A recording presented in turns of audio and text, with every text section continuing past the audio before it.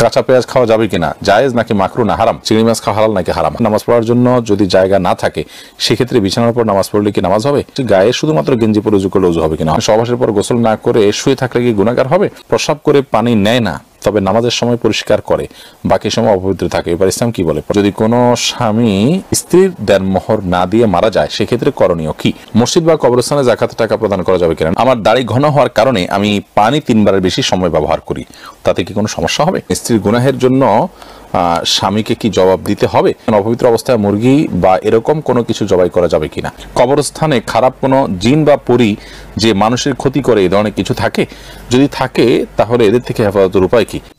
এসে তালুকদার আপনি লিখেছেন গ্রামের অধিকাংশ মা বোন রান্নার কাজে গরুর গোবর দিয়ে তৈরি জ্বালানি ব্যবহার করে থাকে, এটা কতটুকু সঙ্গত, কোনো অসুবিধা নেই, গরুর গোবর তো আগুনে পুড়িয়ে ভস্ম করে ফেলা হচ্ছে, খাবারের মধ্যে তার ঢুকছে না, কোনো অসুবিধা নেই। নুরুল ইসলাম আইডি থেকে আপনি লিখেছেন আমার দাড়ি ঘন হওয়ার কারণে আমি পানি 3 বারের বেশি সময় ব্যবহার করি তাতে কি কোনো সমস্যা হবে, 3 বারই যথেষ্ট হবে, আপনি একবার নিয়ে যখন খুব ভালো করে ডলবেন এরপর দ্বিতীয়বার ডলবেন এবং তৃতীয়বার ডলবেন ইনশাআল্লাহ বিইذনিল্লাহ, এভাবে 3 বার ডলার মাধ্যমে আশা করছি যে যথেষ্ট হয়ে যাবে ইনশাআল্লাহ বিইذনিল্লাহ। এমদাদুল হক লিখেছেন গাছের মেহেদি কি পায়ে দেওয়া যাবে কিনা, যাবে, কোনো অসুবিধা নেই, মেহেদি তো গাছেই ধরে, অতএব মেহেদি তো পায়ে দিতে পারে না। অনেকে মনে করেন যে মেহেদি যেহেতু চুল বা দাড়িতে ব্যবহার করতে হয় তবে এটা পায়ে দেওয়া যাবে না, তাদের ধারণা ভুল, কারণ চুল বা দাড়িতে তো আমরা তেলও লাগাই, তাহলে সেটাকে আমরা পায়ে দিতে পারবো না।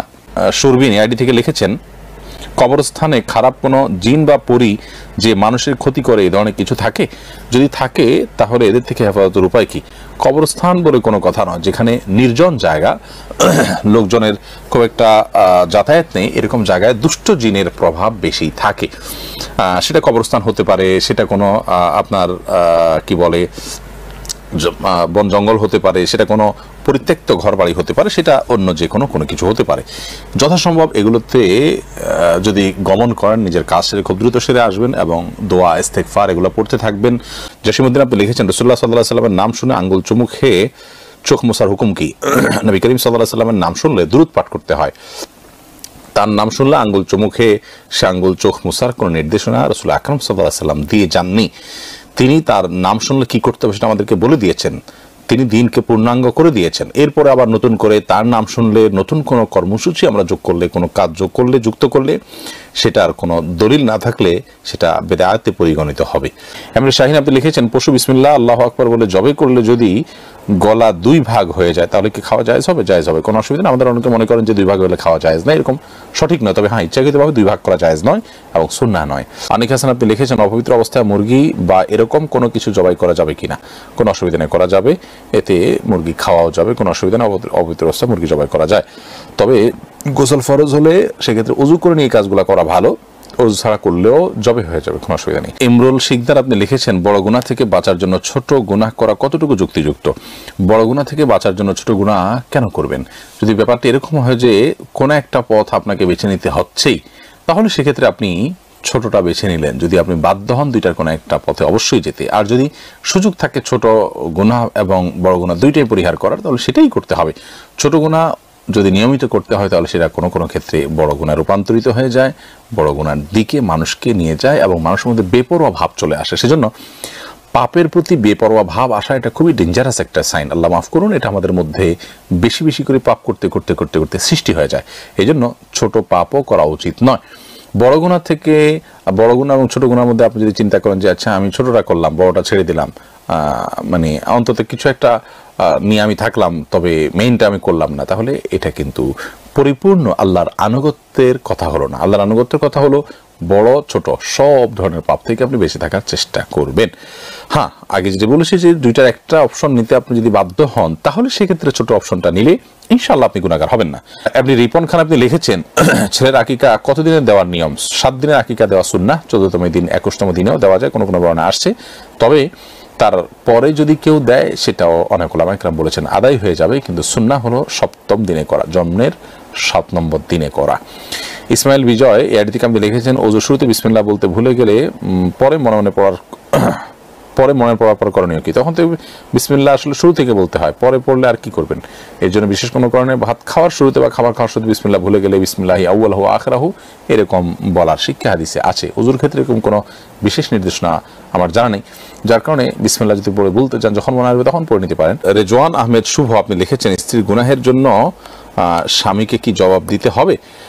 স্ত্রীর গুনাহের জন্য স্বামীকে জবাবদিহি করতে হবে যদি সেখানে স্বামীর কোনো প্রকার ত্রুটি থাকে, স্বামীর কোনো প্রকার বিচ্ছুতি থাকে, কোনো প্রকার গাফিলতি থাকে।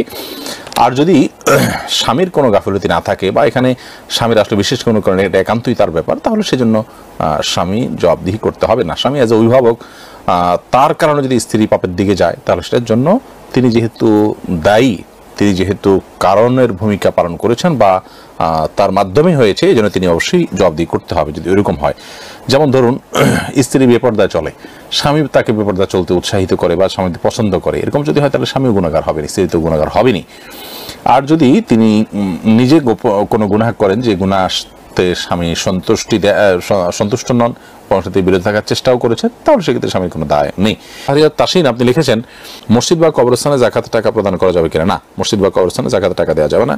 জাকাতের টাকা গরিবের হক, এটা তাদেরকে দিতে হবে। তারা আপনার নিজেরা তাদের যেটা খুশি সেটা করবেন, তাদের অভাব অনটন দূর করবেন, তাদের অংশগ্রহণ করবেন।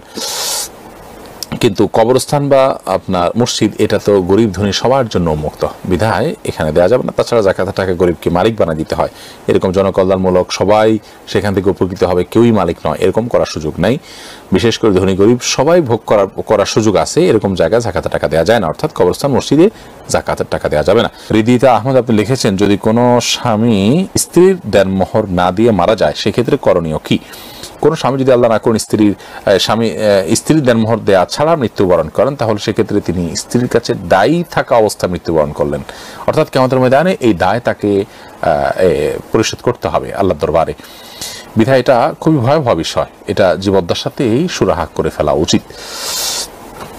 তারপরে যদি স্বামীর মৃত্যুর পর স্ত্রী যদি মাফ করে দেন সেটা ভিন্ন কথা। জান্নাতুল ফেরদাউস লিখেছেন, প্রস্রাব করে পানি নেয় না, তবে নামাজের সময় পরিষ্কার করে, বাকি সময় অপবিত্র থাকে, এবার ইসলাম কি বলে? প্রস্রাব করে যদি পানি না নেয় আর পেশাবের নাপাকি যদি কাপড়ে লাগে এবং বারবার করতে করতে অনেক অংশে লেগে গেছে, তাহলে সেক্ষেত্রে সে পোশাক পরিবর্তন করে নামাজ পড়তে হবে।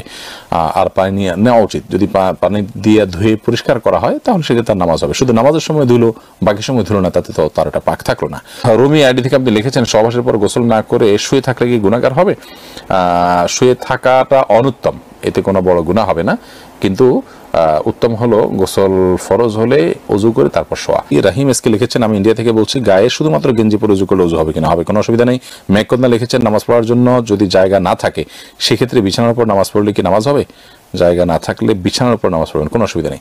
যদি একেবারে চেহারা ফুল ডেবে না যায়, মোটামুটি হার্ট থাকে, যে আপনি স্থির থাকে, তাহলে সেক্ষেত্রে পাক থাকলে নামাজ পড়তে পারেন। তামিম আহমেদ আপনি লিখেছেন, চিংড়ি মাছ খাওয়া হালাল নাকি হারাম?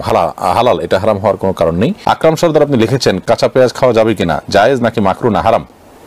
কাঁচা পেঁয়াজ খাওয়া জায়েজ, তবে মসজিদে যাওয়ার আগে কাঁচা পেঁয়াজ খেয়ে যাওয়া এটা মাকরু, কারণ তখন সেই দুর্গন্ধে ফেরেশতাদের কষ্ট হয়, মানুষের কষ্ট হয়।